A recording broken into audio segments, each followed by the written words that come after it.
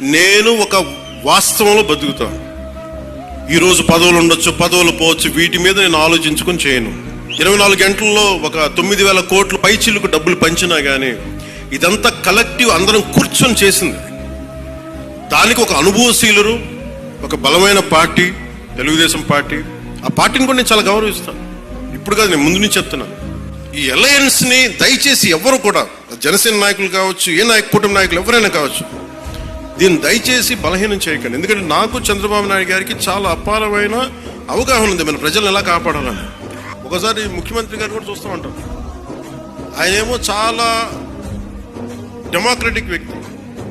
ఏదైనా చేద్దామంటే 100 ఆలోచించి సరే వద్దులే, జాగ్రత్తగా ఉందాం, పోనీ కొంచెం నియంత్రణ పాటిద్దాం అని మరీ మెత్తదనం కూర్చోబెట్టి మరీ ప్రజాస్వామ్యం అంటే వాళ్ళు నెత్తి మీద డ్యాన్స్ చేస్తున్నారు. గత ప్రభుత్వం అలవాట్లు అయిపోయి వాళ్ళకి. కానీ ఈసారి అంటే మీరు ఆలోచించండి, ఆ మాటల్ని మీరు విని మీరు అనలైజ్ చేయండి. నేను మిమ్మల్ని రెచ్చగొట్టడానికో లేదంటే కూర్చోబెట్టి మా గొడవ పెట్టుకోమని చెప్పడానికి మా రాలా.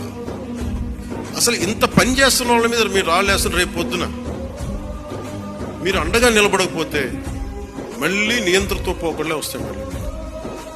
అది చాలా జాగ్రత్తగా ఉండాలి.